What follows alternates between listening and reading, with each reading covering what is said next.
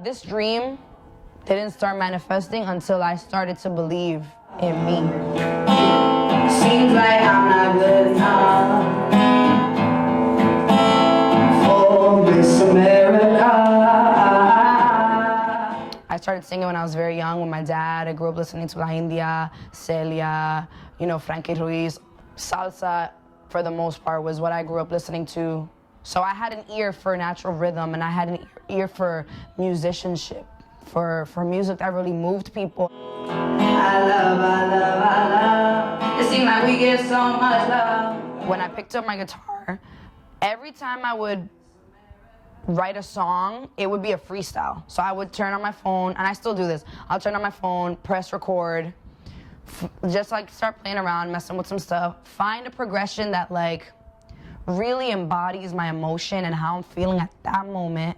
And once I can describe what I'm feeling through the melody, I'm like, okay, now it's time to just flow on this. And what's natural? What's gonna come out naturally? Whatever comes out, okay, record it, go back and listen to it, write it down, edit it, and just transform it into a song. I'm programmed, they have no substance, but my art is so connected to just being myself, because all I've ever done since a young kid was do music and listen to music and sing and play instruments and all of that. So my art is to create and sing and just make people feel comfortable doing the same thing.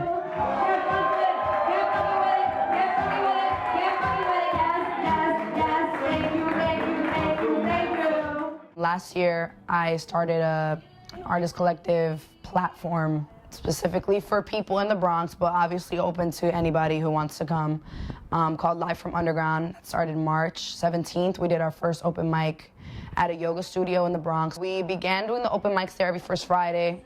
We know so many artists, we know so many performers, we know so many painters, we know so many people who just love to create in a space that's, intimate. People are gonna listen and pay attention to you, grow to love your art. I think everybody deserves that chance. We're so privileged here in the States, even though when we really swear we're not. And so just to be able to have the time to sit for 2 hours, and instead of going clubbing or this and like putting money in another borough, it's like, okay, we're here in the Bronx, we're celebrating each other, and we're growing as performers, we're getting better, we're just getting better at our craft.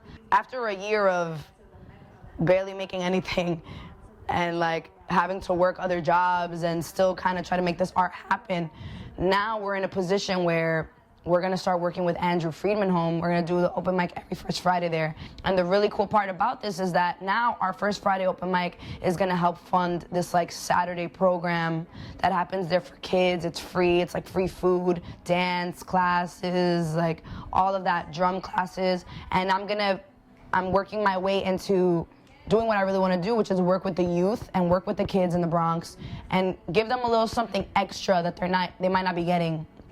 And I want to share my music and my writing. We said give back our land, give back our land. And like just my grammar skills, because there's nothing more important than being able to get your message across clearly without vagueness, ambiguity, and you're just all over the place. So I think one of the most important things I want to teach the youth here is really how to speak, because that for me is the ultimate giving back to the community, educating kids, and through them they're going to educate their peers and educate their families, and that's just is a ripple effect. And I want to be heard on a mass scale without having to compromise who I am, and that's just going to be grand, and I'm not going to stop. Decided you'd kill me.